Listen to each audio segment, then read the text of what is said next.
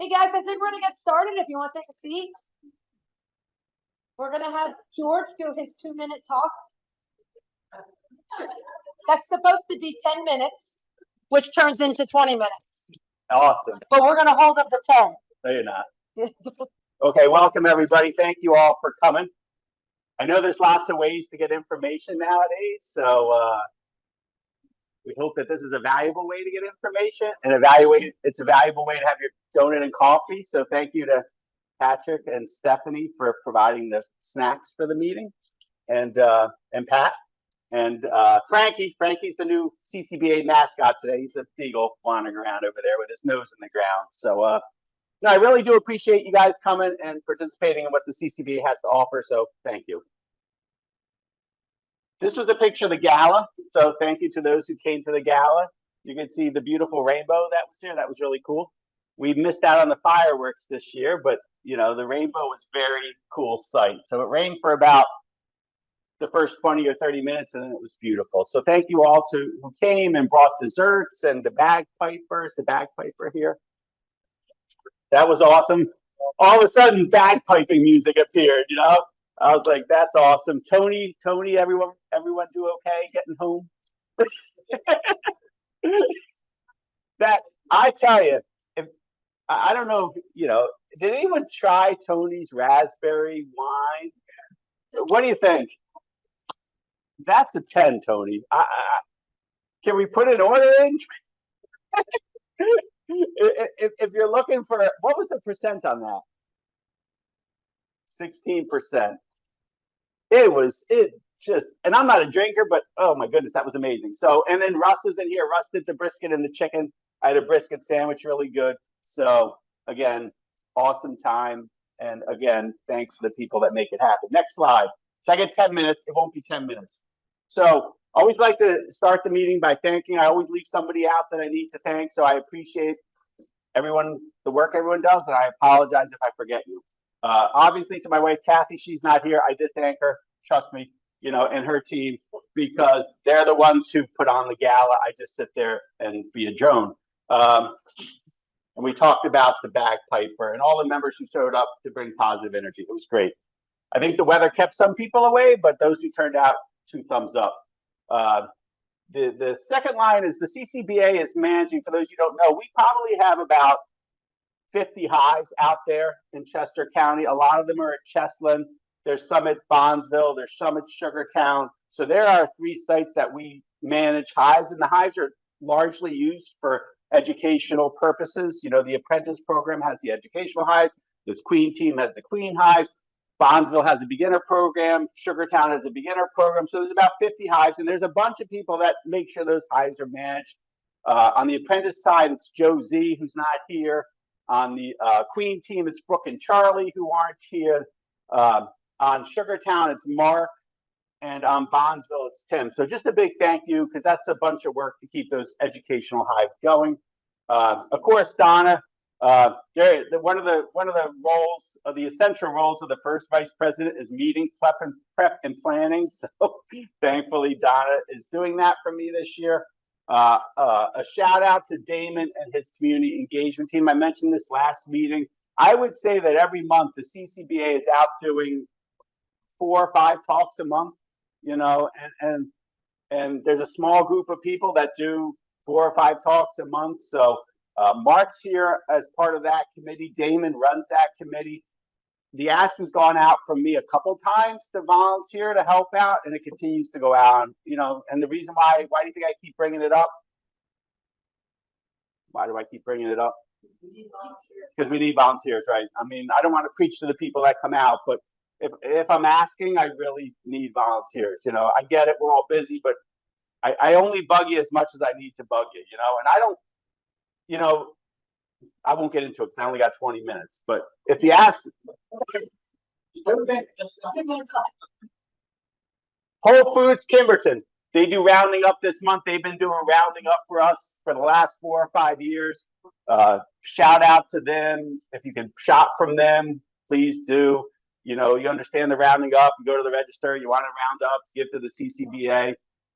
it probably really does support our grant program largely, honestly. Our community grant program that we do in the spring, we get about $4,000 or $5,000 from that, and every year we give out about $6,000 or $7,000 worth of grants. So I kind of see that as sort of largely supporting what we're doing for our community, which is good, right? You give to us, we give back to somebody else. But anyway, shout out. They continue to choose us, which is nice. I already talked about the snacks for the meeting. I love my cup of coffee.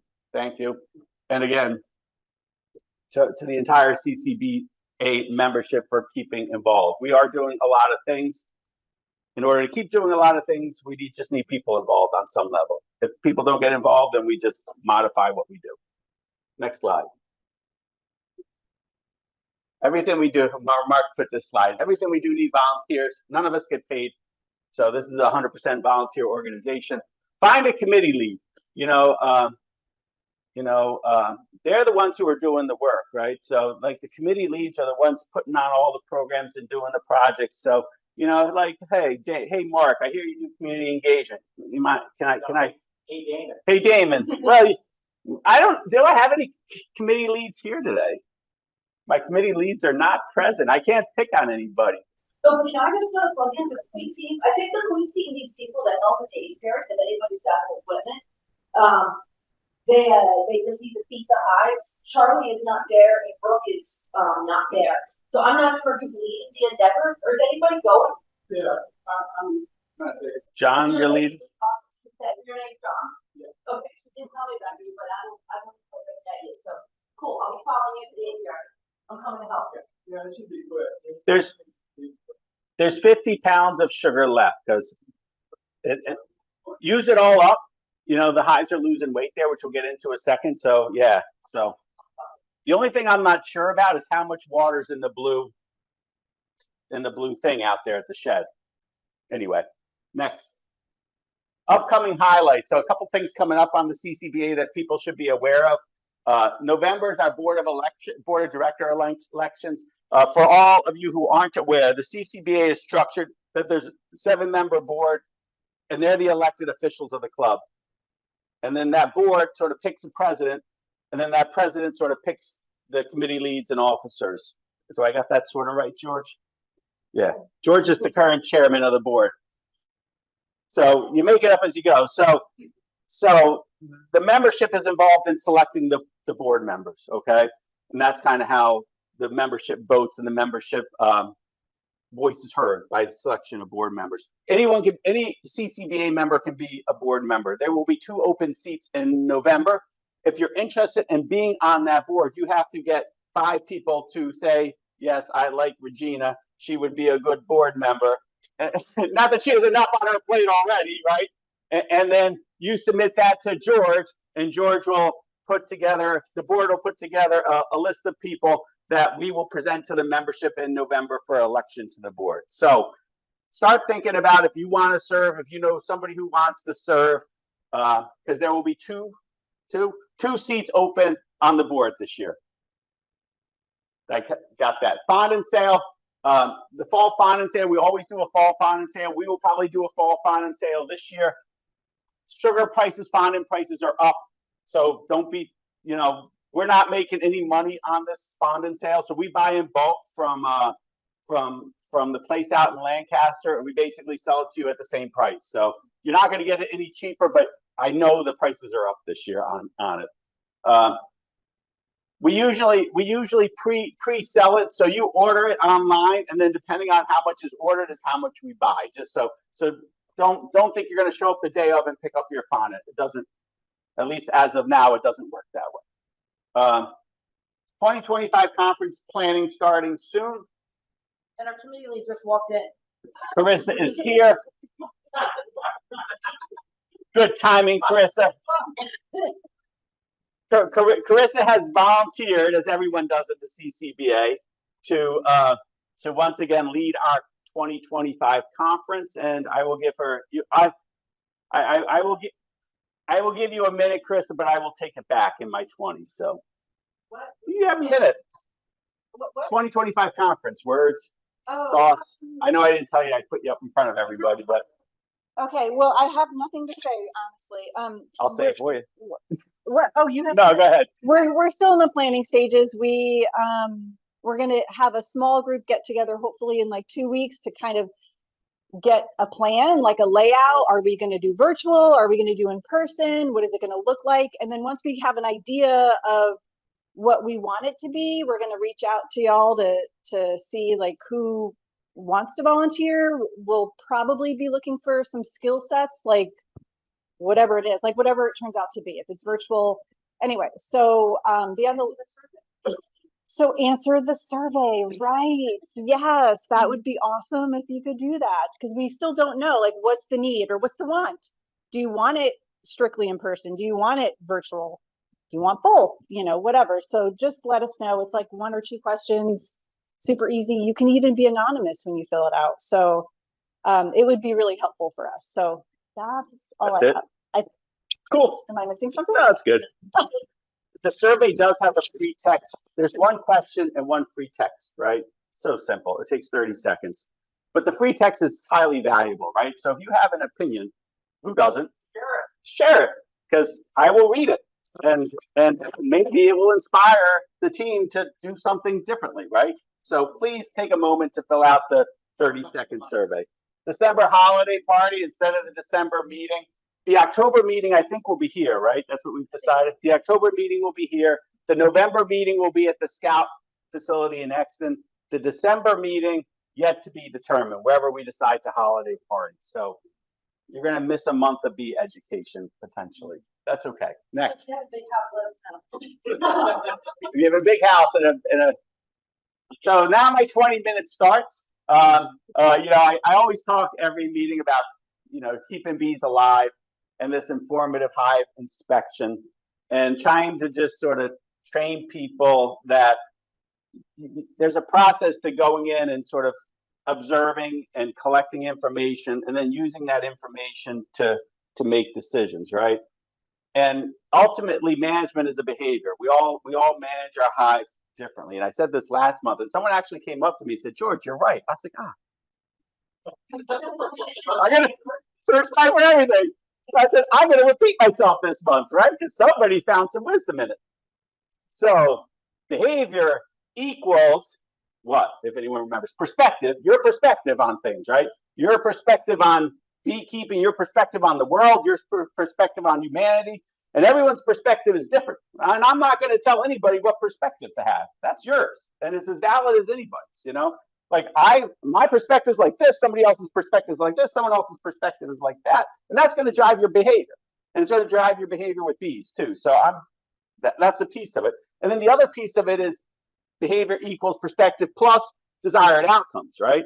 We all have different desired outcomes to our beekeeping, right? Some of us want to produce thousands of pounds of honey. Some of us want to have 2 hives. Some of us want to do education. Some of us want to do a master beekeeper course. Some of us want to be president of the, whatever it is, right? Whatever your desired outcome is. And that's personal too. So I'm not going to, and I hope I never have, and I do apologize if I ever have, to say anybody's perspective or anybody's desired outcomes is wrong, because they ain't, Now, if you're doing a behavior to get a certain desired outcome, and I have some thoughts on that, I may share that with you and say, why don't you think about doing it this way? Or why don't you think about doing it that way if that's what you want? But I'm not going to make you or tell you need to do things a certain way. But with that said, I do think there's a way to keep organized in how you approach your bees and what to be looking for and what to ask. Okay, so I've simplified it to 4 things.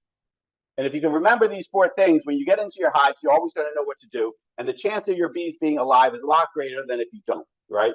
And this has been 15 years in the making. And this slide will probably look different in 2 or 3 years, honestly. But that's where it is today. So the first thing that you're going to look at when you inspect your hives is your bees. Are there bees in it? How much bees in it, right? That's an important question, because you have to, what you're trying to decide management-wise is match the hive size to the colony size. I never was taught this, honestly, or I was taught it and I didn't listen or didn't register at all. Bees like to sort of be tight. They don't like small colonies don't like to be in big stacks, and big colonies don't like to be in small stacks, right? So, look at your bees. get an assessment of how many bees and decide if my bee population is going up or if my bee population is going down. What's your bee population doing right now? Generally going down, right? So they're going to hit their nadir sometime around end of November is kind of when there's a lot of brood. I don't know why there's so much brood. We were talking about this, that, there's lots of brood being made right now, but eventually the brood production will stop, and then that's it. Whatever you got at that point is going to be, kind of your winter bees. And I feel like most of the brood, again, every year depends based on weather, nectar flow. I feel like most of the brood is hatched out by the end of November. So whatever your bee population is at the end of November is kind of where it's going to be, if not drift down a little bit until they start making new bees in early February, and then it's going to go back up. So your bee population is coming down and will eventually level off soon. Brood. You always want to recognize that you want to look at the brood. Obviously, every colony should have brood unless it's December or January. For the most other times of the year, you should have brood. And you want to really recognize a queenless colony early and intervene when hopeless. Late intervention of a queenless colony results in a mess, right? It results in the laying worker. It results in wax moth. It results in hive beetles. So your ability to say, yes, I'm queenless, and then am I hopelessly queenless, and intervene with that. Now, this time of year, if you're queenless, you're in trouble, honestly, because if you've been queenless, you haven't been making brood for a while, and your bee population's low. So, not to be insensitive, but to me, if I got a queen, now this is, again, my behavior is based on someone who has 60 hives, way too many hives, right? So the way my perspective is and my outcomes is going to be different than if you have 2 hives in your backyard, okay? So with that said, if I see a queenless colony now, I'm just combining it. I'm saying this hive is queenless. It's got some honey on it. It's got some bees in it. Let's just put it on another colony and just make that one colony stronger. And if it's a really weak colony, it gets shaken out and those boxes go into the shed for the winter. If you only have one hive and it's queenless, that's a tough scenario to be in right now, I think, because I do think trying to get a queen now is difficult. Trying to ask the bees to make a queen now is almost impossible. So, you may want to, if you have 2 hives, and one's queenless and one's strong, just take the queenless hive and merge it with the strong hive. At least you're going to have one strong hive coming out of spring. That's my thought on it. But again, your behavior is going to be dependent on a bunch of things. But you want to recognize when you're queenless and intervene early. Food.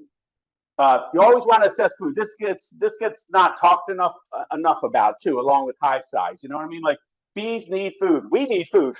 Bees need food. They always need food. The colony always needs food, and they always need food in reserve, right? So we think of, like, you need a refrigerator. Well, we don't need a refrigerator, but we need a refrigerator, right? If we all depended on fresh food, we would be in trouble sometimes, because sometimes we go into the refrigerator, right? So bees need nectar, and they also need some honey at all the time, because what happens if the weather sucks for a week and you're running your colony really light on food?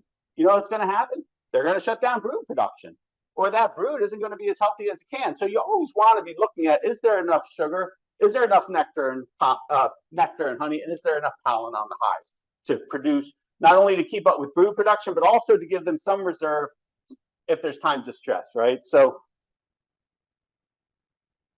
this time of year, so the apprentice program goes out every 2 weeks, and we've been taking care of the 15 to 20 nukes that are out there, and these nukes are 2 5-frame nukes, so they're 2 5-frame nukes, 10 frames in total. We weighed them a month ago, and we weighed them this week, and the hives that we did not feed at all over that month lost 10 pounds. Those hives that we fed once lost 5 pounds, and those hives that we fed twice lost no weight.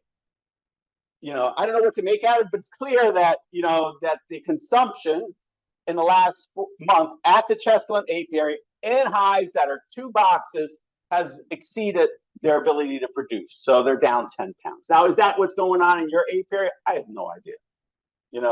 I suspect it may be, but again, every colony is different. You know what I mean, as far as configuration and bee number. But those double nuke colonies, if they were not fed, lost 10 pounds. And that's a significant amount of weight.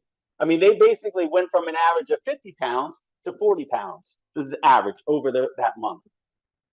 So anyway, That's food. And the last is disease. You always want to be looking for disease when you inspect your hive. And we're going to hear a little bit about pests. I should say pest and disease.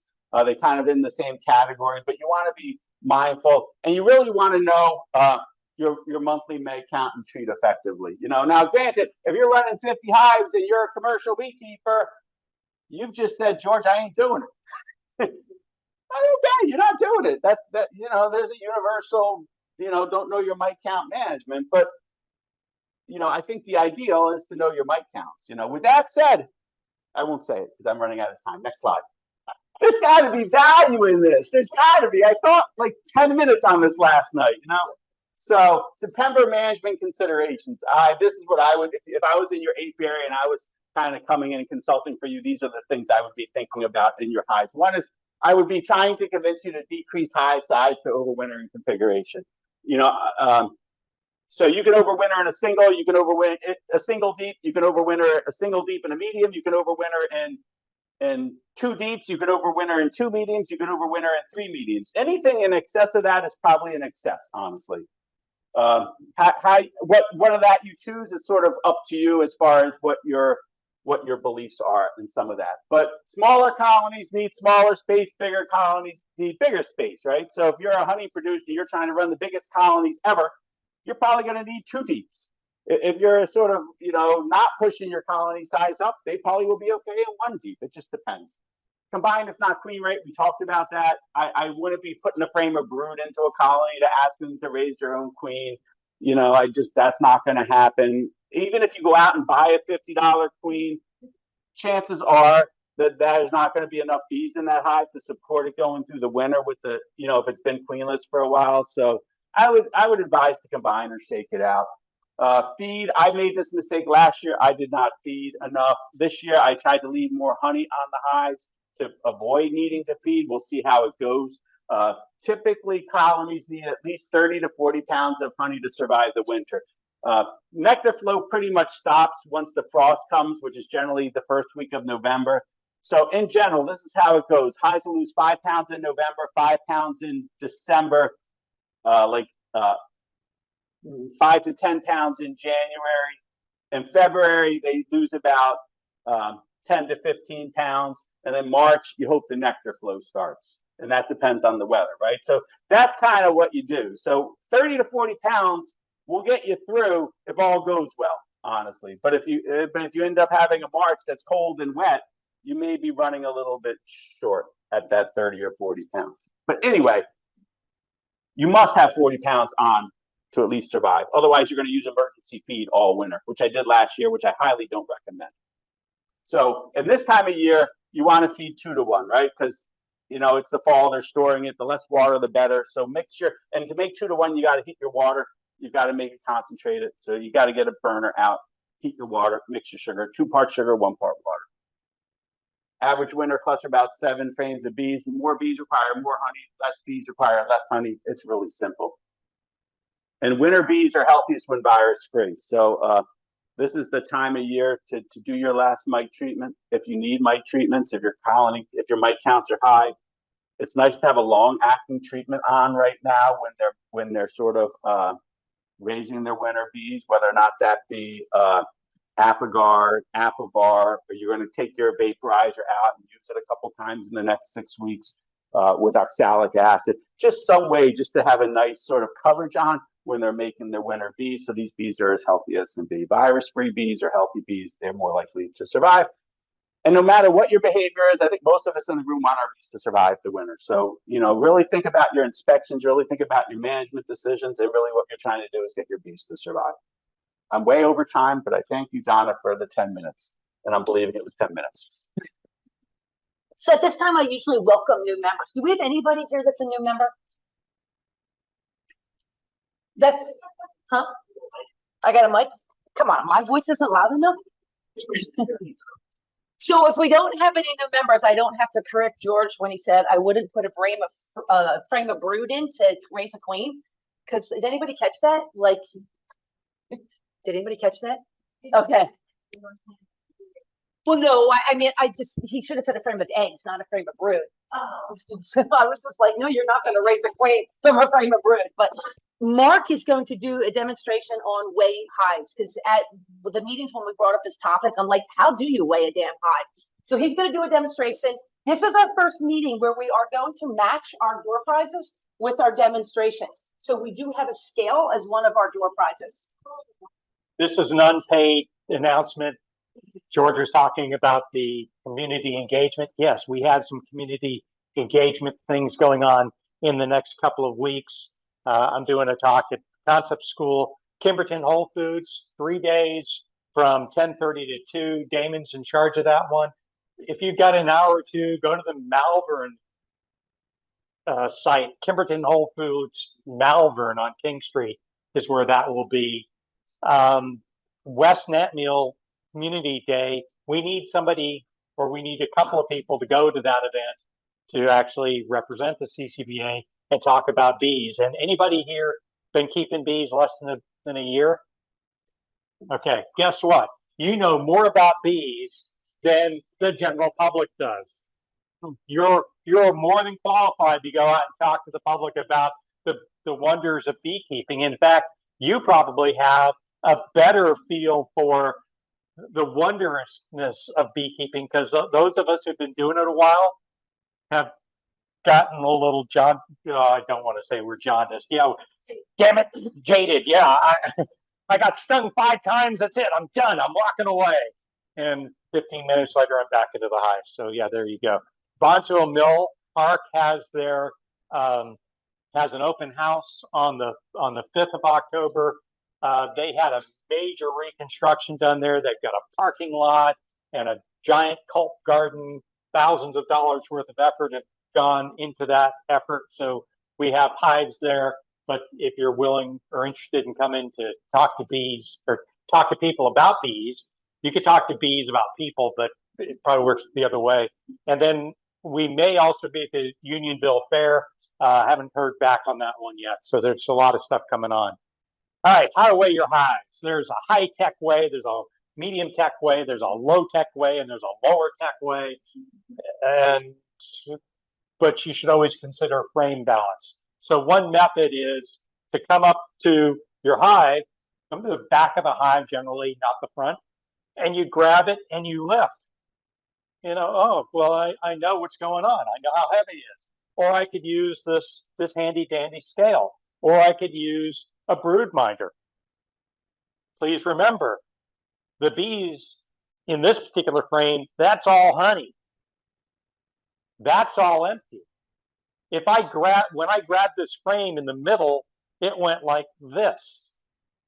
So if I had to grab it almost just a quarter way over before it balanced, which means that had a real heavy back weight on it. So consider that when you are doing grabbing your weights. Next slide, please. All right, so the high-tech methods. Broodminder, we have Broodminder in the club. It's pretty good. I use it in my own apiary.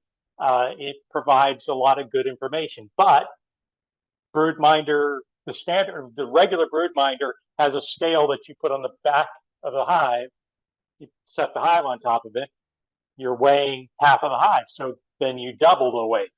But as we'll talk about here, that may not give you, as we just said, it may not give you the right answer. But that may not be a problem. That may be just fine. There's also Beehive Monitoring. It's an EU-based company. There's Solution Bee. Hive Genie, we have one of those, but it doesn't work right. And I talked to them actually 2 days ago. They said our product is on hold because of production issues. And we found one of those production issues. Their hive monitors leak and water gets inside and the electronics go after about 2 weeks. So they got a problem. Arnia seems to be out of business. They're UK and Italy based. And then you've got openhivescale.org and you've got a whole bunch of homebrew, using a little Raspberry Pi or some kind of a little computer and you can do all of that. That's how I started, was with a homebrew system. It was a pain in the behind. So anyway, medium tech. So here's a medium tech solution. It's a it's just a luggage scale or a fish scale. All right, can you lift a whole 110-pound hive? I can't. Someone here might be able to, but you know, do you need to weigh the whole thing, or do you just need to weigh the back of it? You can use a little lower tech using the mechanical scale. I will say one thing: it's a lot harder to do the scales like this one. I like this one because as you're lifting it, you can see the number. You're with this and with that, you're lifting it, and then you have to lean over to look at the number, and that's kind of not helpful. Some of these have a hold function. You have to read the book and know which button to push, and it'll press hold, and then you look at it and, oh yeah, fine, okay, 22 pounds, whatever. So if your box doesn't have handles, you could go to the bottom of the hive and hook it right there on the bottom board and lift. Or if you have handles, you can put it right on the handle. So this is another note: is consider drilling a vertical hold right into the handle, and it doesn't have to be much. I mean, a 1/4 inch is enough for that hook to catch on the actual hive body. And then when you do your lift, you'll get it won't slip off. You don't piss off your bees because you dropped them. You know, you just kind of lift, you get your weight, and off you go. Well, yeah, but that I was showing you so that you could see it, but I would go to the very bottom hive body and lift from the bottom to get the whole hive width. Because you're right, maybe you weighed it after you inspected, which means your propolis has already been broken, right? So you have to think about these considerations. You should be strapping your hives anyway, but if you're inspecting, you may not have put the strap back on, you know, because that's my last step. That tells me that I've actually written down the information about the hive. If it's strapped, I've written it down. I've filled out my data. If it's unstrapped, oh, I haven't done that yet. So that's kind of my shortcut, you know, make habits of your own. So whoever wins this, just so that you know, it's already opened up and out of the plastic. So I do like you can get them. I think they come with a strap that will go around a luggage handle, because these are luggage scales as well. I think they do. You just have to know which button to push, which, like a memory button. Yeah, exactly. So, all right, next slide, please. And then here's the low tech: lift from the front, lift from the back. Even the lower tech, just lift one side. The problem is, how much does that weigh? Really, buddy? Okay. Yeah. Okay. Which did you write? Did you remember which hive that was really light? Did you write it down? No. And there you go. So you think that was the light one, but it was really the next one over. And if you've got 7 hives in a row, which was which? So yeah. What you'll notice on the backs of my hives, that's actually a queen marking pen, and it tells me on that date, there's a green queen. I see a queen cell, and I can't quite read what that says. I go even further than that. All backs of my hives are painted white, and I just use a Sharpie or a queen marking pen, whatever I happen to have in my pocket. So that seems to work pretty well. Does it matter how much your hive weighs? Yes, it does, but no, it doesn't at the same time. The more important thing to know is, what was the delta? What was the change? Is it heavier this week than it was last week? That's much more important than getting an accurate scale. You know, I weigh from the front and it said it was 22 pounds. The next week it says it's 30 pounds. Well, that's coming up in weight.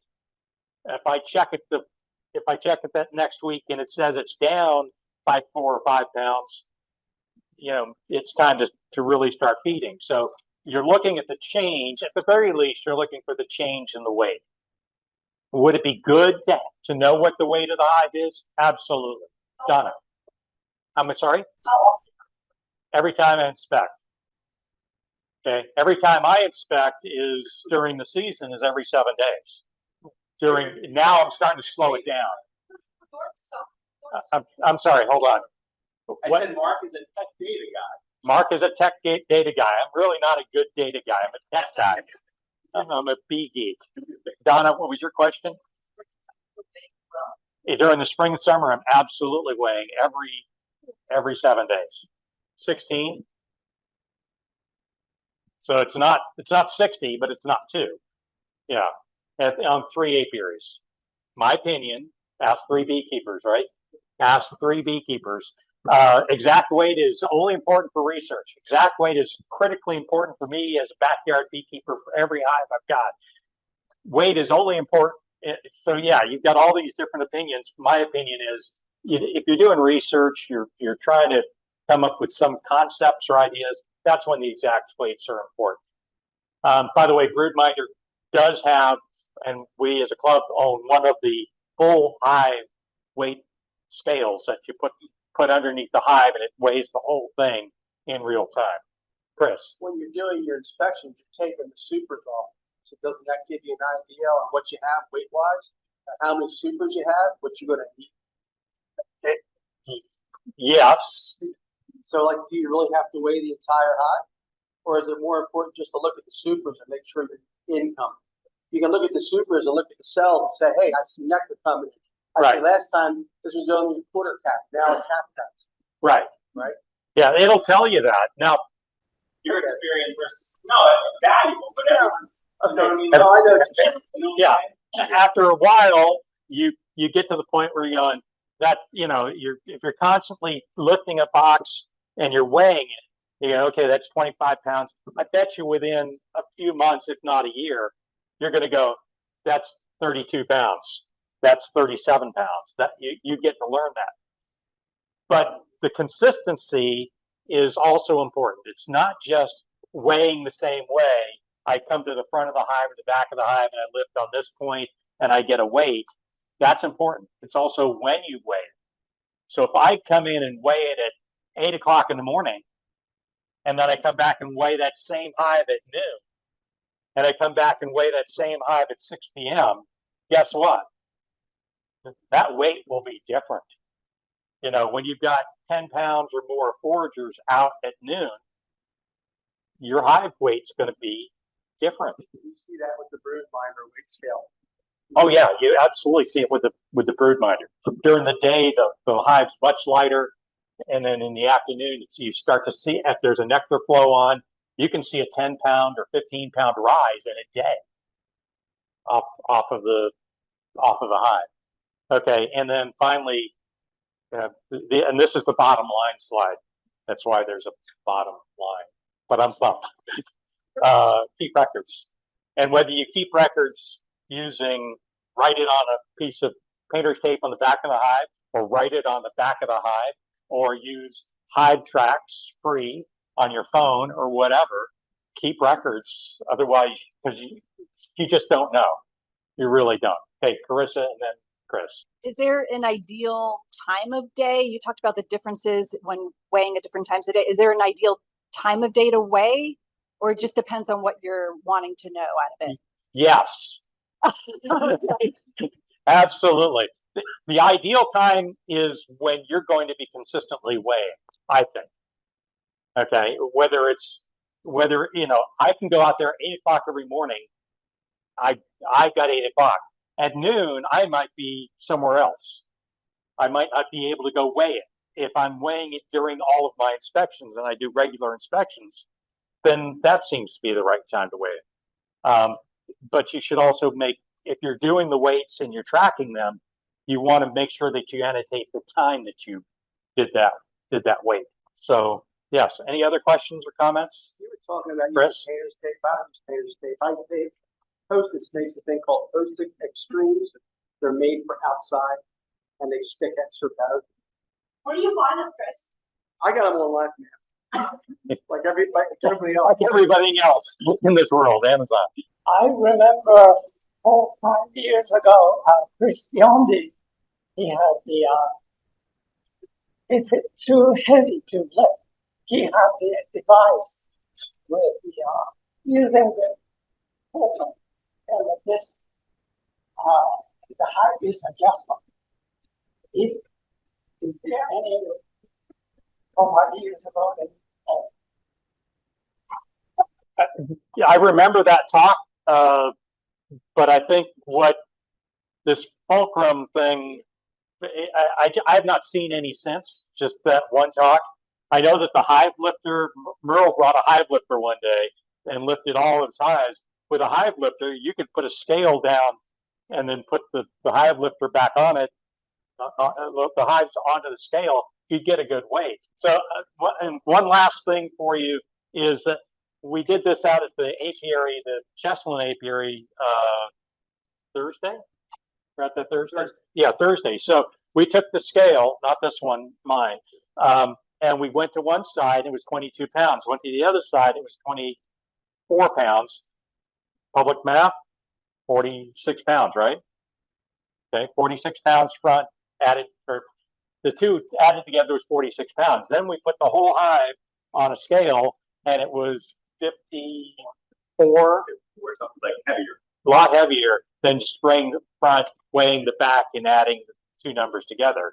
It was like, and we did it multiple times, and it was about 10 pounds different when you did the whole hive versus half the hive and then the other half of the hive and add the two numbers together. So just because, yeah, there's a formula for that. Yeah. Well, double D new. Anything else? So I'm not sure how long everybody's been beekeeping, but I've only been beekeeping 5 years, which is just enough time to have lots of questions, ask a few questions, and have 4 billion answers. So like most people, I get my information from the club, from friends in the club, or I go online, like a lot of people do. And when I first started beekeeping, the only way I learned about feeding was through George. And I watched George do his processes. I'm like, wow, that seems really hard. I'm going to go online and I'm going to see if there's an easier way to do this. So the first thing I'm going to show you is, and I can show you and actually do it, but it'll be easier just to explain it, is making the candy bricks. So yeah, here we go. So I just take white sugar. I put it, and what I have learned from a lot of beekeepers is there is a not exact science. You don't have to measure things. You just got to get it to work. So I'll use sugar in a bowl. I'll put just enough hot water in there and I'll mix it up. And then I'll take a pan bigger than that. I'll use some parchment paper. I'll line it. I'll pour it in. And I've got 2 ways of letting it set. As a photographer, I've got hot lights. Sometimes I'll just put out the trays and I'll stick some hot lights over, which really heat up. And I just let them sit under the hot lights. Or I can put it in the oven, turn it on for like 10 or 15 minutes. It kind of melts it. And then when I turn off the oven and just let it sit, it hardens up and it turns into what I call our candy bricks. I like these because I can just put in what I need. This is all left over from last year.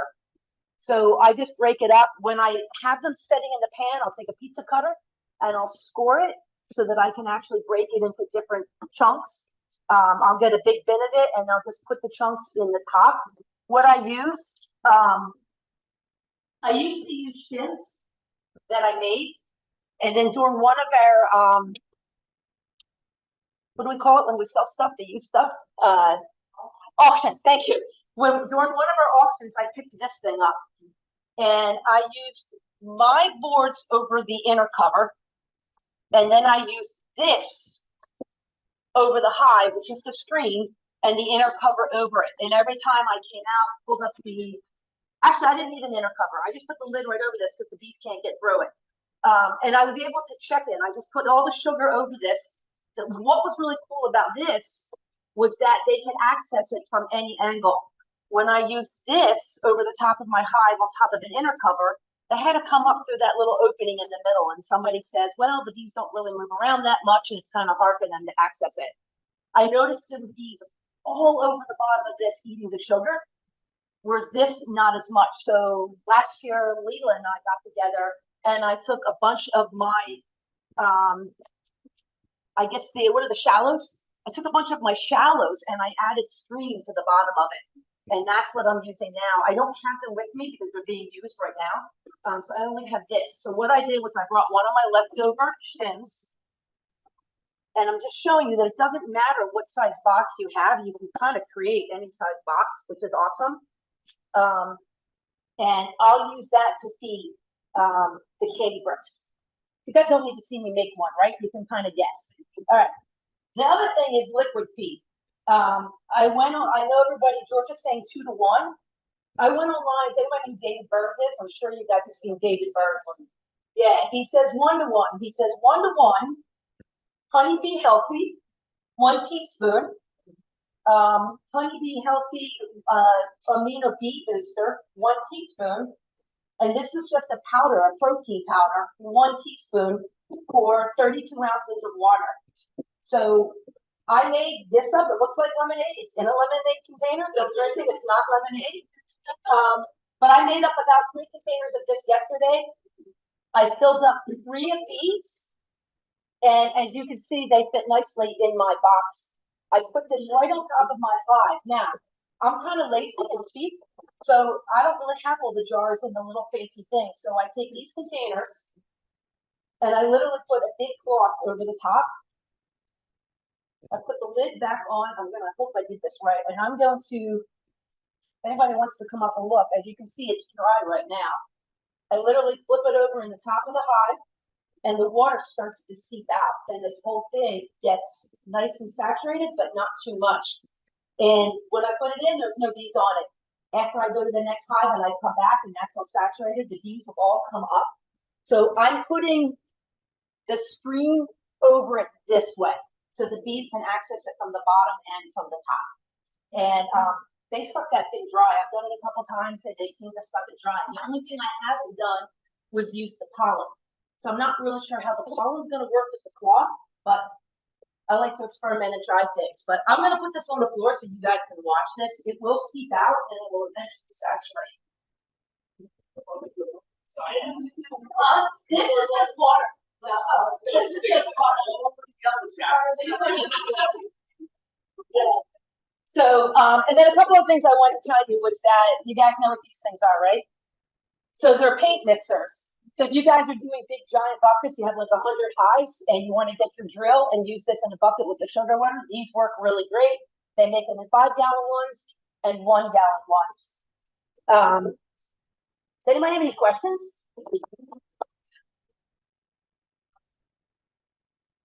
Kind of the lowest I can get it. I don't know, like 150, 200, whatever everything I have has like a different setting. That's why I like the hot lights, because it's just for like a really low heat that I can let go for a long time. I don't know if having it too high messes up anything. 20 minutes, 10 minutes, just to heat it and kind of like kind of melt it. And then when it gets cold again, it actually hardens up nicely. And I like these because, like I said, these are from last year. With George's, I don't know what, I would love to hear when he does this, what he does if the bees don't consume it all, what he does with the candy board, because with this, I just take them out, put them in a container and save them for the following year. So you guys just leave them on there until they consume the whole thing. I'll show you in my 2 minutes. Okay. All right, I'm gonna get out of running. But I got 3 minutes to ask to do something else. So as most of you are aware, Donna presented 2 ways to feed, liquid and solid, right? Liquid feed is basically what you want to do now. Solid feed is what we call emergency feed. You know, that's the feed you're adding to the hive pretty much after November, when it's too cold to feed liquid. So right now, we should all be, if our hives are light, feed them liquid. 1 to 1. I'm not going to waste my time arguing. I only have 2 minutes. They're both probably okay right now, but the later you go on in the season, you probably want 2 to 1. So we do candy boards every year. Last year was a little bit of a mess because our candy boards didn't set up, because I think Walmart sugar is not sugar. I'm not sure what it is anymore, but because I've been doing this too long to think it's me. So candy boards is just another way to do emergency feed, right? It's basically where you basically mix sugar, water, a little vinegar, heat it up to 238 degrees, and then pour it, and it hardens like a candy brick. So basically, it's really simple to do. You take an inner cover, whatever 5, 10, 8 frame inner cover, right? And you basically find a shim, or you make a shim that's about 1.5 inches wide. You can either screw it or tape it. You want to make sure it's pretty well attached so it doesn't leak out and you get candy board, outside the candy board. And basically you cover the hole with a piece of lunch bag and some tape, and you basically just pour the hot sugar water into this, and it sets over an hour or two. And then so you have this 15-pound block of basically hard candy that you basically invert over the top of the hive. So at the top of the hive, you put this big chunk. It's pretty much, supersized candy bricks, basically, on top of your hive. And then the bees, as they move up in the winter, and when they get to the top of the hive and there's no more food left in the top of the hive, now they have the candy to eat. It also helps with a little bit of moisture, too, because the moisture that the bees generate will go into the candy board and soften the candy board and let the bees eat it. The other thing you can do is and again, usually we recommend putting your emergency feed on your hive after the oxalic acid dribble in December. Your bees should not need solid food now, but once you dribble and you're kind of getting things all set up for the winter, you can put it on then, or you could wait until January or February to put it on, but it's not something you put on now. So you put it on the top of your hive, you insulate the top, and you're pretty much set. That's 15 pounds in 1.5 inch shim. So every month I'll go in and kind of just, you can check. Again, the nice thing about what Donna was showing with the screen, you don't have to open it up. You can just pop the lid and look through the screen. On the candy boards, you need to open it up. The other thing about the candy boards, it's a good and a bad thing. Someone taught me something. I do listen. I didn't look up to see who laughed, but I got you. What you can do actually, which is pretty cool, it's like people the one disadvantage of candy boards is if you leave them on too long, what happens? The bees will build comb, right? And then the queen will lay in that, right? But you know what you can do with that? You wait until it hatches out, and then they fill it with spring honey, and then you do chunk honey. So you take that comb that they built up there, wait until it's filled with honey, and then you cut it out, throw it in jars, and you use that. So anyway, the other thing you can do about the extra is at the end of the season when you're and there's still extra board in here, like Tony said, you cut out the piece of paper that's here, and you just flip it over like this. So this sits at the top of your hive now. So there's some extra food up top here if they need to come up, or you can just refill. I mean, you could just next year, you just take the board, stack them up. If there's some left in here, you just pour on top of it and you refill it. The challenge with candy boards is it requires a heat source. It requires working with very hot 238-degree sugar syrup, so your chance of burning. And if you use Walmart sugar, it may not set up. So this year, I'm telling you how I see it. That is so cool, by the way. Look at that thing. I mean, Donna, that's very cool. That may be the newest way to feed your bees. But questions on candy boards. We usually do it the Saturday before Thanksgiving in my barn. I plan on doing it again. No one may show up after last year's debacle, but we will do it again.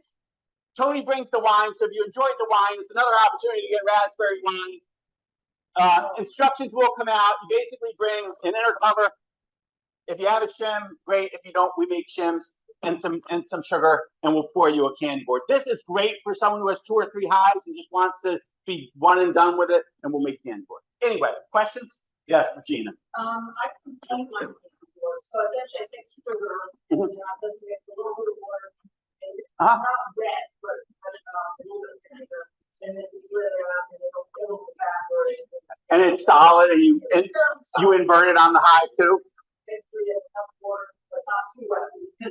And you're basically putting it into the same kind of thing and inverting it.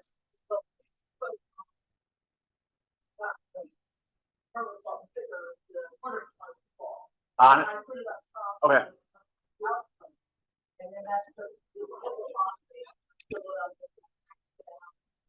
But you don't get to drink Tony's wine. all perspective. It all looks at the end of the day. Basically, it's the same as you- Yeah, so any other questions about candy boards or emergency feeding? Bring sugar. Bring sugar. Yeah, it'll come out. It's really a fun time. Yes.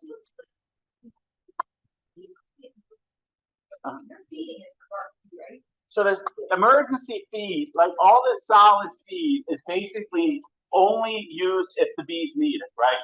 So if the bees have foraged enough honey and you've harvested, not, you've let enough honey be and you've fed them liquid, if they need it, you may not need any of this emergency feed at the end of the day.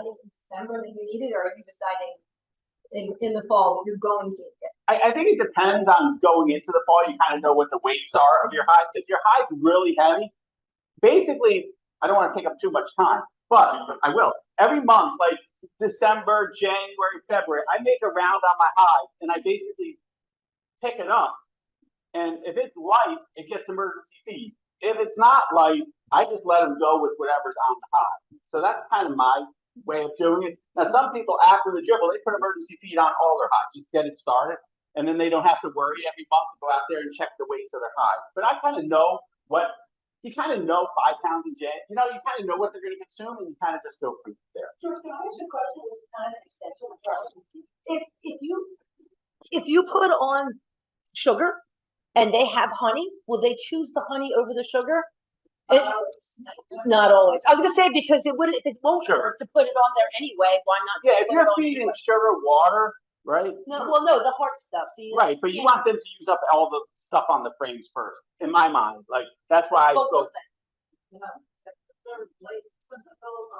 Right, to me, I only put the emergency feed on the top when they are running out, because I want them to consume whatever's on the station. Yeah, Chris, bring some sanity to it. If they're storing that sugar at all, you put the emergency feed on top, so it really doesn't matter. The win-win here is that if you put sugar blocks on there and they decide they like the sugar better, come spring, you're gonna have, if you don't use Aprovar, okay, and you use oxalic or something or formic or whatever, and you didn't do anything where it's gonna taint the honey, you can take that honey off when the spring nectar comes in, and you'll have fall honey in the spring. Assuming you didn't feed sugar water. Assuming you didn't feed them sugar water. Feed them sugar. That's if only if you stick the candy board, or I call them sugar cubes. That's how you make it. They're like sugar cubes, but you make a slushy around the sugar and then it solidifies. Yeah. What if I'm feeding the sugar water now? If they're feeding sugar water now, I don't know about that. It is not honey. Then it's not honey.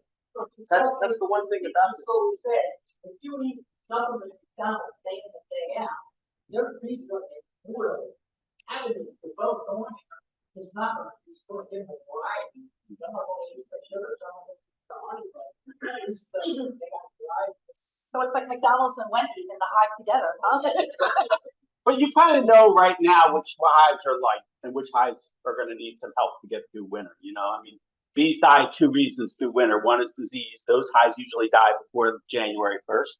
And then the other reason why colonies die is starvation. And those colonies die after January 1st. So you kind of know which ones are light, right? I mean, we're going to talk more about feeding at our December party. But anyway, we're good, Donna? Keep it rolling. Anybody have questions about feeding? There's not really newbies here. So we're gonna have 2 discussions on, one of the things I really want to know about is storing frames. I have a disaster going on in my yard right now with stored frames. I just cleaned up a whole bunch of wax moths and larvae, and it's a hot mess. So I want to learn about storing frames and protecting those frames over the winter. So we're going to have it done by 2 different perspectives. Somebody who's not even completed her first year of beekeeping and someone who's been beekeeping a very long time. I have no idea, Regina. 10 years. Okay, so we got a barely 1 year and a 10-year. So Emmy's going to come up first. And you can tell us how you got your research too, because I think that is kind of nice. Stole it from a website. Okay, so where's your frame storage? God. So the concerns that you're going to be trying to, protect your wax from, the bees have spent a lot of time and energy making that wax, so you want to, save it so that you have it when you put them on in the spring and they don't have to, draw out the comb in order to start making the honey. Basically, you have your pests and environment things. Biggest pests are going to be the wax moths and the rodents. The small hive beetles, not really much of an issue for the wax. And then obviously rain, humidity, mildew, mold. I could have brought up some things because we had a lot. I don't think anybody actually wants to see that. All right. So the first thing you're going to do after you extract your honey, you need to dry the frames. Extractor is going to be great, but there's going to be some left over.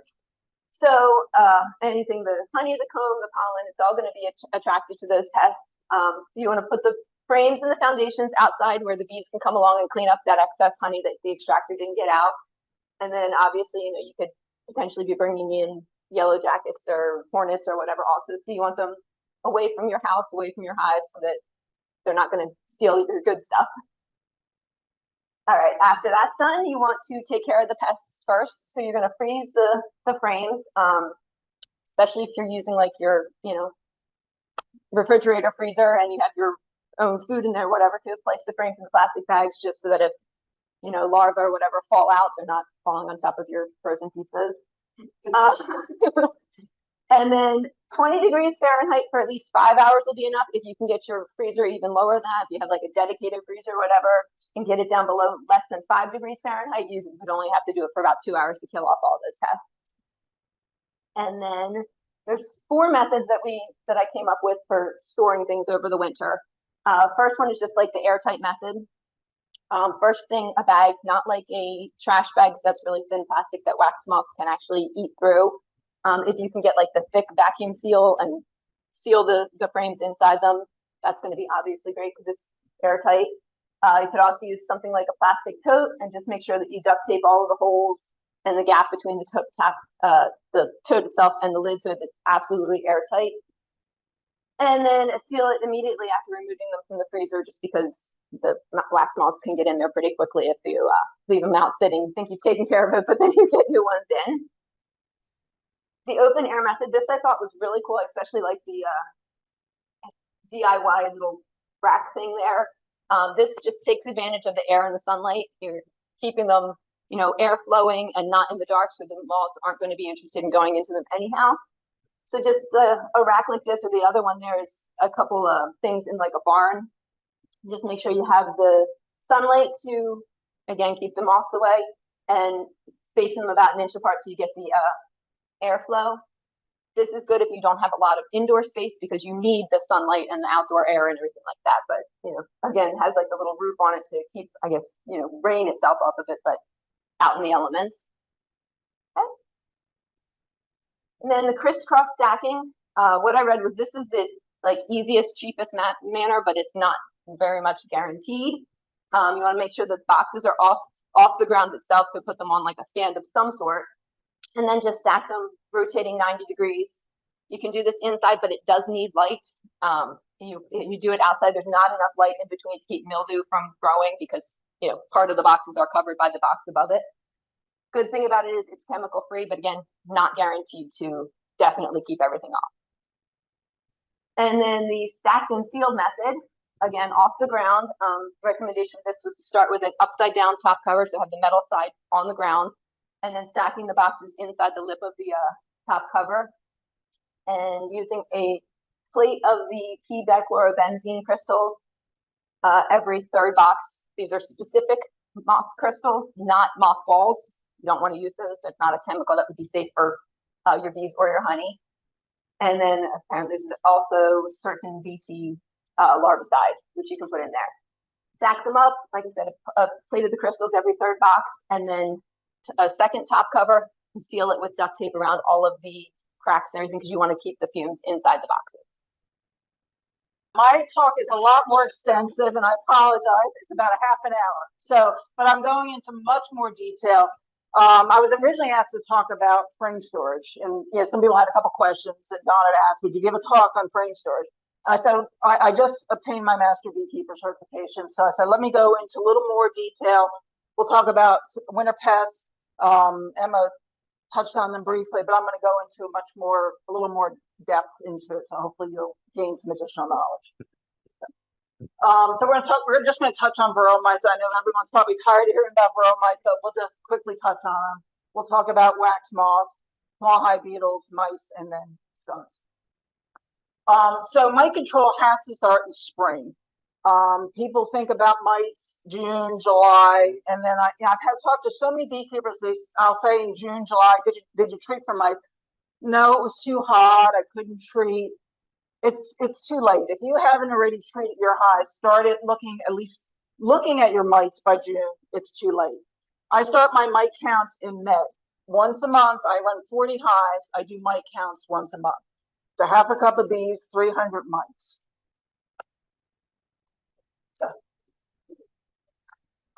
So if people have not looked at it, the Honeybee Health Coalition has a phenomenal online guide. And when you check for mites, you want to check your mites for the threshold based on the time of year, whether they're in a dormant phase, they're in a growing phase, they're in a steady state phase, or they're in a population decrease. And then you want to treat accordingly. These are the treatment thresholds that are currently approved. I've heard some talk that they're actually going to decrease those treatment thresholds because of all the viruses that the varroa mites are causing and people just not reacting to the varroa counts. So I think I've shown this slide before. I did give a talk last fall, but there again, it's the Informed Partnership. You'll see the blue line is the bee population as it increases. May, June, where our peak population, the mites are much farther behind. But as we cross that barrier in August, the mite population has then has grown higher than the bee population. And normally we think of one mite going into a brood cell. This time of year, there's 2-3 mites going into a brood cell. So you know what's going to happen. We're going to see deformed wing virus, parasitic mite syndrome. Those are the two Israeli acute viruses, some of the paralysis viruses. Those are the 2 viruses that are caused from varroa. Next, we're going to talk, again, I just talked briefly. I'm not going to talk about treatments. If anybody has any questions afterwards, we can talk about treatments. I have a 90 to 100% success rate on my hives every year. Last year, I had 100% success rate. I was treating 3 times a year, Formic, Apigard, and oxalic acid in the winter. I've been working a lot with Hiroshi and Ed this year, and they're pretty much as treatment-free or very little treatment. I'm trying to move towards that. I manage my mites very tightly. Most of my hives have not had Apigard this year. A couple of them have, but my mite counts have been 0, 1, 2, and 3. So we'll see how it goes. Maybe next year I'll be telling a whole different story. I'll be going back to my 3 treatments a year. The lesser wax moth is the one that we see the most of. It's the smaller of the wax moth in size. It has gray, light brown color. As their eggs, a wax moth will lay about 250 to 300 eggs. They hatch in about a week, 5 to 8 days. The larvae are about a ½ inch long. They feed for about 1 to 6 months. Okay, it depends on the time of year, how warm it is, and then they go into pupation stage, which are essentially cocoons. And I think I'm gonna show you the picture of cocoons. They'll attach to your woodenware, your frames, your hive bodies. They can actually destroy your hive bodies, and they take about a 1 week to 2 months, depending on the time of year, to emerge. The greater wax moth is the one that's more of a concern. Luckily, they're not as prevalent, but they're probably the ones that Donna has that has destroyed her hive. They're larger, they're wider, stockier. They have the way that their wings fold in. It's almost like a shingle-like appearance, and it's kind of a mottled grayish brownish color. You can't really see in the picture, but they almost look like they have eyes. You can see the eyes on their heads. They lay about 50 to 150 eggs, not as many eggs, but they hatch in about 1 week to 3 weeks. Take a little longer to hatch, but the larvae are larger. They're about a 1 inch long larva. They can destroy the larvae as they feed on your comb. They can destroy your comb. They feed on the honey, the pollen, bee bread. They can destroy your comb in about 10 to 14 days. So if you have a weak hive, that's probably what happened to you. Again, then they go into pupation stage, the same thing, about 1 week to 2 months for pupation stage.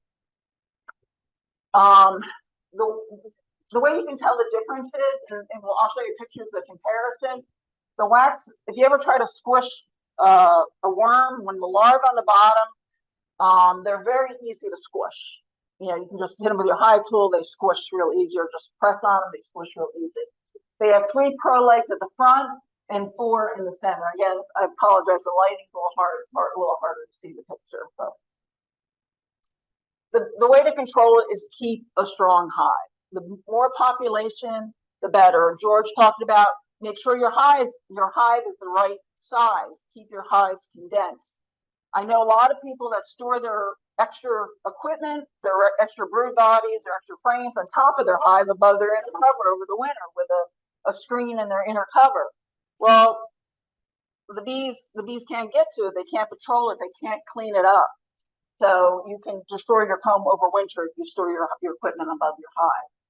The other thing I just kind of anecdotally, I run screen bottom boards. I was doing whiteboards, some oxalic treatments just to kind of, because I wasn't able to do some treatments or do counts. I use a little Pam on my whiteboard, just a little grease of Vaseline. I saw a lot of dead small hive beetles, the lesser, not small, wax moths, lesser wax moths. They like to go down the screens. It's a good way, another way of controlling them. They'll go down and then they get stuck on the board. So wax moth damage. First picture is a wax moth wormhole. So they'll go down, they'll burrow into the bottom of your comb, and they'll chew holes and they'll travel in the comb in a line. So you'll see that line of the meshing. So when those trails, those silken trails, they're littered with their feces. You can see how they can muck your comb up. The other interesting thing, if you ever see uncapped brood cells, bald brood, if you see it in a line, chances are it's wax moths. So the bees are taking off those cappings, investigating what's going on. They know something's going on with that brood cell. And then the next picture is a frame that's been destroyed. And then these are the cocoons of the pupating on the frames. So winter storage. I know Emma talked a little bit about this. You want to freeze your comb. She's talked about 2 hours, 2 days. And what I've read actually is that the eggs can actually survive in the winter, and then they'll go into like an animated state. And then in the springtime, when it gets warm enough, or we get some warm winter days, they'll reanimate, and then they'll hatch. The eggs will emerge, and then you can have wax moth damage. So 2 days you want to freeze your comb for. We talked about the moth crystals. Paramoth is the approved brand. I know most people use wax crystals that are available on the market, but as Emma said, wax crystals, not mothballs. 2 different products. Naphthalene is the wax. I keep saying wax. I'm sorry. The mothballs. Paradichlorobenzene is the wax crystals. I always learned this little trick. Remember, N means no, P means permissible. So if you remember that, you're golden. Light and air. Again, I don't want to spend a lot of time, but light and air is very helpful to prevent the wax moths. Do not like light and air, though they like dark locations. A bug zapper. I think I made whether Chester County or Montgomery County. They actually put a bug zapper above where they store their combs. The wax moths are attracted to the light. It's not a guarantee, but it can help. B402 Certain is what I use. Phenomenal product. It's not inexpensive, but it's a phenomenal product. You dissolve the crystals in some water using a guard sprayer, or if you have a small amount of comb, you can use a little spray bottle. Spray it on your combs. Let them dry before you store it. I made the mistake of not letting them dry, put them in the stack. They were moldy in the spray. I usually put them up on end. I run a fan across them for 12 or so hours to dry them out, and then you can store them. You don't even have to put a lid or anything on them. That when the wax moths actually go and eat through, if they try to start eating through the comb, those crystals, those dry crystals are like razor blades. It will shred them. Yes, Chris. Sertan, is Sertan a bacteria? It is a It's a big fungus. Yeah, yeah. Right. So my question here is, you're talking about crystals. Is it the crystal or the bacteria gets in your gut? Because I know, like for I'm sorry. Yeah, bacteria. Yeah.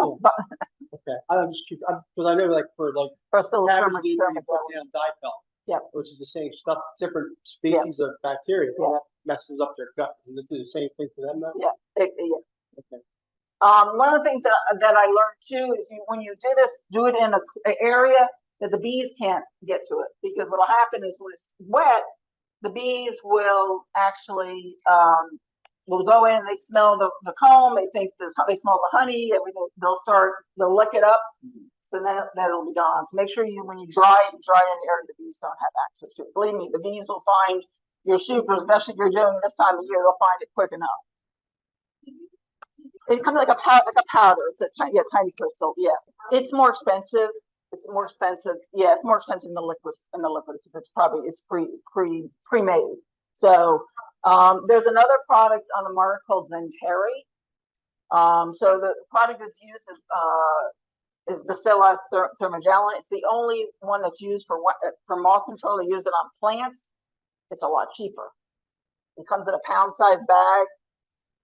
Share it with your friends. Yeah, the whole club could probably do it with that product. It's you have to make sure it's the Bacillus thermogeline that you're using, or I can remember the pronunciation of the last word, but that's another product that can be used. So this is residual, it stays on the comb. So Exactly. when you put it back in your hive, it's still there. It's still there. Protect them to a certain extent. Yes. So example, I had some really old dark comb that I put in a swarm trap. And I thought, oh, it's going to have wax. And I had treated with this before. It stayed in my swarm trap all spring, early summer. It was perfect. Not an issue at all. I'm sorry? No, unfortunately not. But my comb was so good. I'm sorry? I use them for honey supers and any brood chamber. No, Toxic. not at all. It's not toxic at all to the bees. It's a bacteria, it's not a chemical. So people say that you only have to worry about wax moths and brood chamber. The wax moths, they will destroy, and if there's not enough, so I've had some even wax foundation that's like extra wax my foundation. I've seen wax moths starting to, they'll eventually run out of food because they feed on pollen and the honey. There's no food for them, so they won't really survive that long. But they will ruin your comb, and your comb is the most important thing. Yeah.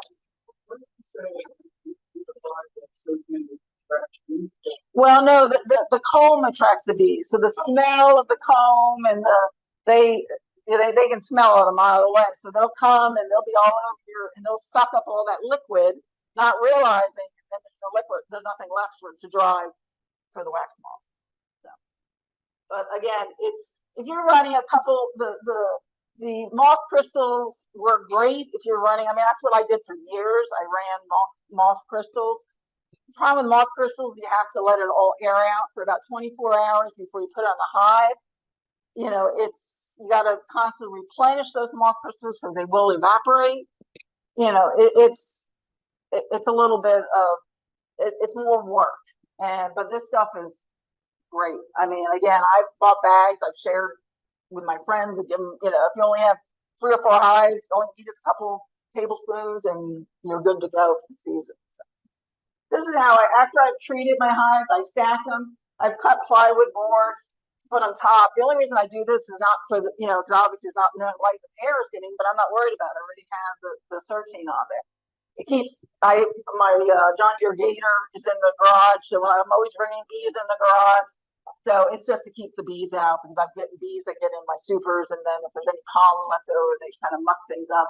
And then just as another good measure, I put bug zapper. I probably get more bees in there and stink bugs than I get wax moths, but what the heck, for $25, it's not hurting it. Small hive beetles, the next thing we're gonna talk about, they're kind of ubiquitous now to our environment. They came from the sub-Saharan Africa. Like everything, a lot of the other pests that we've come from Africa and Asia. The bees manage them by corralling them. You'll see, those propolis jails they put on the top of the frames. And they've actually tricked the bees into feeding them. So they'll put them in these jails, but what they'll do is they'll use their mouth parts and they'll rub the bees' face and mouth parts, and then the bees will, through trophallaxis, they'll feed even though they jail them, they'll still feed them. So as soon as we open up the hives, we let all those beetles out. And I'm not saying don't go and inspect your hives because of small hive beetles, but unfortunately that's the case. So the small hive beetles can, and if you find them, kill them, smash them. They do transmit a little bit of eczema. There's been some studies have shown they do transmit some eczema, but the next point I'm going to talk about eggs. Kill them, smash them, hive tool, whack-a-mole, however you smash them, smash them. Go back. They can lay 3 days that they lay eggs. They can lay 1,000 to 2,000 eggs in 3 days. So that's why we see these populations increase at an exponential rate. The larvae are about 1/2 inch, and then they feed for about 2 weeks, 10 to 16 days, and then they go through a wandering phase. Usually at night, they leave the hive, they go down the soil, they go generally about 3 feet from the hive in most cases, unless they can't find, something that, like if you're on asphalt or you're on stone or areas that they can't really go and pupate. They go down about 4 inches into the soil, and they'll pupate anywhere from 1 month, about a month, but in the wintertime, they can pupate for a much longer period. And then they come out, they're adults, and then they start all over again. So, go ahead. The difference you'll notice with the small hive beetle, they're hard to squish. If you ever try to squish a small hive beetle larva, those buggers are hard.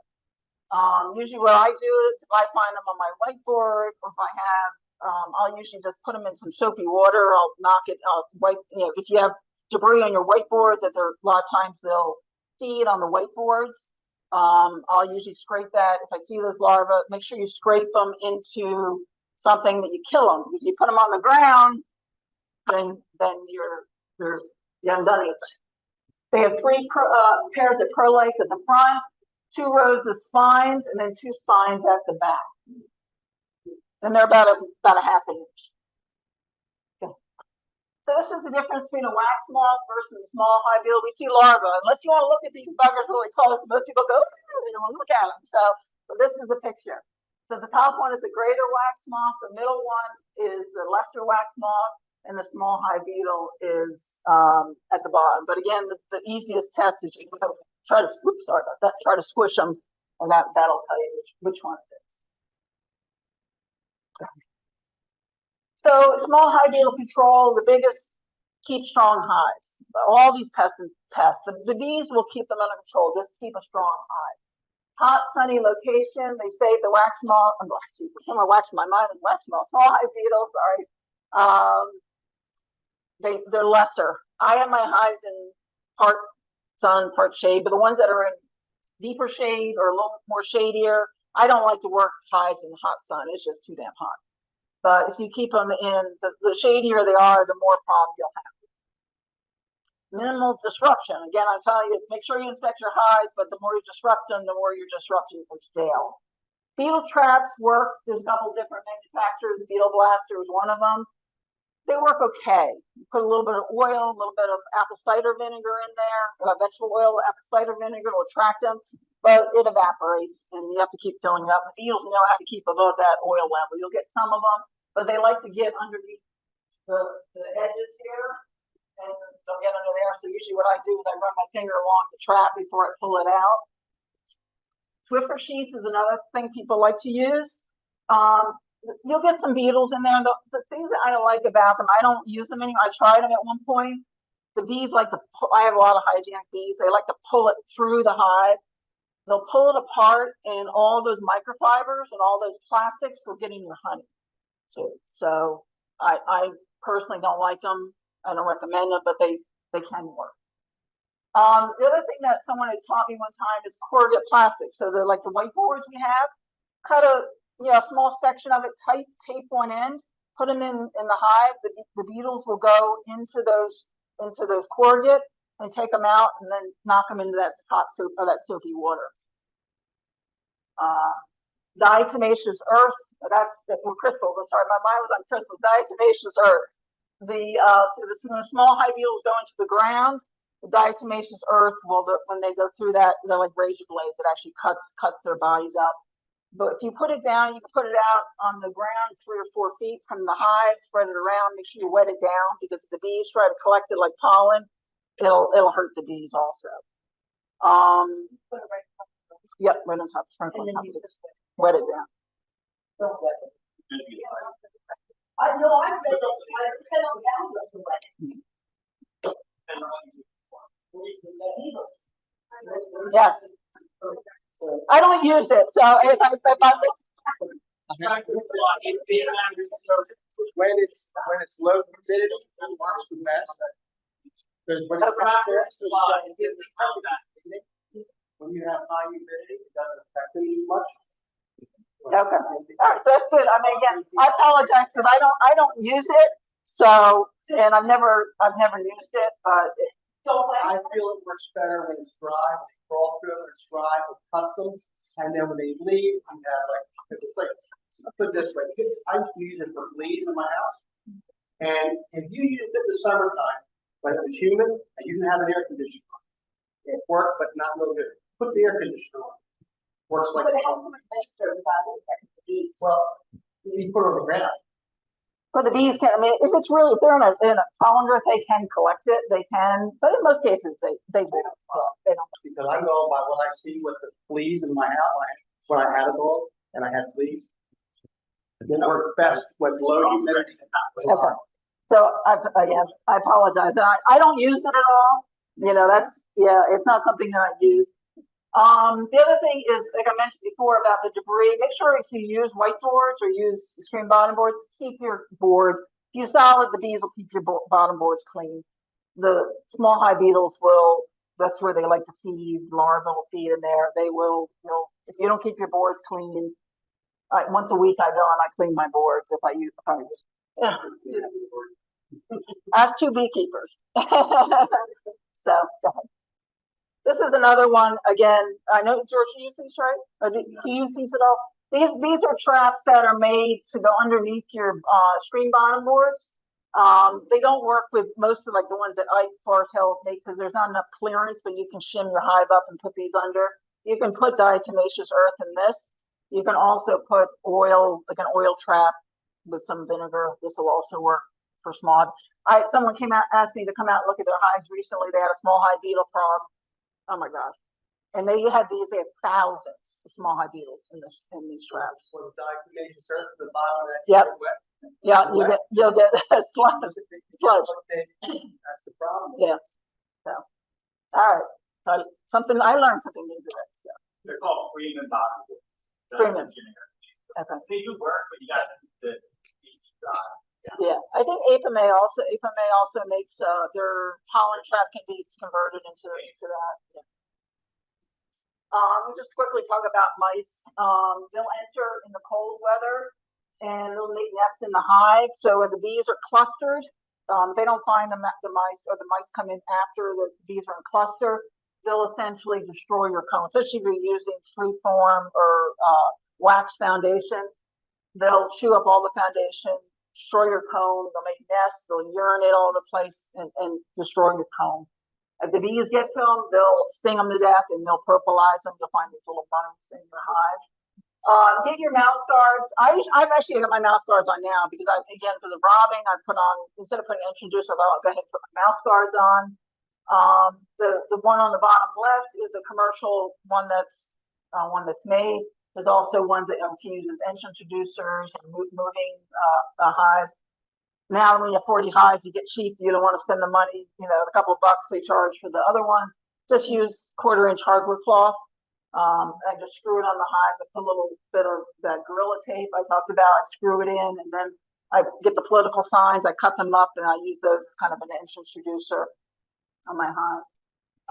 Again, I usually install them when it gets consistently below 50 degrees at night. But again, I'm already putting them on now. So. Skunks is the last thing I'll talk about. They will disturb your cluster. They'll scratch on the front of the hive. They'll eat the bees. They'll chew up their body. You'll find kind of these wads. Those I forgot what they call them, but like skunk balls. They'll just actually spit out. They'll chew up and then they'll just chew out. They'll throw out the exoskeleton, the heads and the exoskeleton, and then you'll find these little balls in your yard that's indicative of skunks. They'll damage your equipment. I run wakeboards again in the winter, and I found on my wakeboards and a couple of them in the yard. I thought, what the heck? How did they get out of it? Do we have strong winds? Did they get blown out? One day I went out and I saw paw prints all over it. The skunks were out there scratching. I think possums and probably groundhogs can also do this also. But you can use. Some people use like a board with nails on it. You can put that kind of prevents the skunks. But you have to be careful you don't step on the boards and nails. So, but again, as long as you keep your hives up high enough, they'll expose as they try to reach up, they'll expose their bellies, and bees will sting them. But it can disturb your cluster. If your winter cluster, you want to keep your winter cluster tight, and they're disturbing your hive, you could have some issues because your bees are coming out of the cluster. Yes. So I've got tremendous amount of equipment in my garage that I'd love to get out. For the last couple of years, I've been storing my equipment on a rack that I raised up, and where I've got pipe needles, I've got wax moths, I just found a mud and mouse this other day.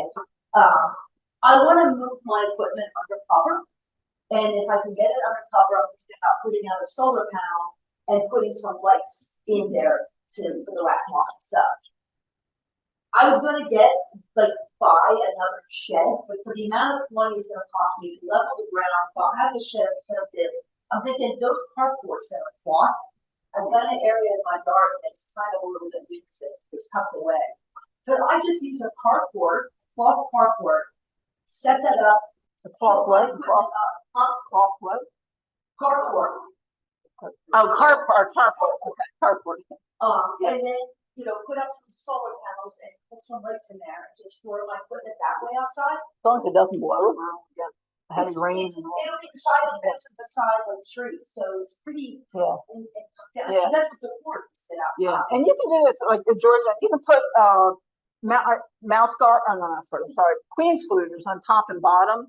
That'll keep the mice out, and then ratchet everything together. You can even put it on its side, and then you want to just kind of protect it from the rain and wind. But you can store them. I would just worry about the snow and. Yeah. No need for that. Okay. And then I've Already got figured it out. and this has to do with choices. Because choices, one can be switched over my plastic clean excluders, right? Oh, I hate the Some plastic. now clean excluders, and then it become high beetle traps because Yeah, for some reason the high beetles they get under the tracks. I'm trying to go towards the metal bound ones. I wish I had done the metal bound ones This is initially. Yeah. I'm not metal bound. Sorry, the wood bound ones. The wood bound ones that have the wood around the trim around the side. Can I shoot hot glue or something in there to close up the space? Sure. Yeah. It may wind up cracking. They're using caulking or something. No, usually Better Be Dodon, the bee supply companies. You have to use. It's about $38 for a bottle. Well, I have the liquid in a story. Yeah. Powder. It comes in a, it comes in, I think it comes in a, because again, I use Zenteri, so. Zenteri. Can you spell that? Xenteri. What was that? Zenteri. Xenteri. And it's the same exact organism. That's the only organism that works for wax moths. The same organism. It's like using moth crystal at Target versus buying Paramount. So You find this experience, this whatever, brand is bad. Sometimes bees don't produce, they go, having a larva that goes in the pocket. only wax moth is the only thing that affects it. It's very safe for bees. It just seemed like once I sprayed that, maybe I overdid it with the spray, that it the queen wouldn't lay any eggs. It just seemed like for a while. I mean, again, I use it for winter storage. I don't do it during the season. I put it on, and as long as it's dry, then once it dries, it's dry, then it dries into a. You buy it on I buy it online. It's sometimes the shipping costs you just as much as the products that you buy and share it with a bunch of people, but it's like $40 or so for, it's maybe $25 for product, $15 for shipping, but okay. And then I would only keep it for a year or two max. Somebody told me that they had an issue the second year it didn't work. So, but I've used mine for 2 years. It's a blue bag. It's a blue bag. 1 pound. And 1 pound will last the whole club. It's a lot of products. You only need like 2 teaspoons I use per gallon. So it's then you dissolve it in water and then just spray it out. Spray it aside the comb. Yep, right That's on the the top. side. So when you're spraying, the comb's tilted in, make sure you're going on an angle when you're spraying back and forth, so it goes into the depth of the comb itself. And then I shake them out and let them dry on the side of my house in the shade, so it's let the wind blow, and then once you're dry, put them away. Cool. Yep. Thanks, Gina.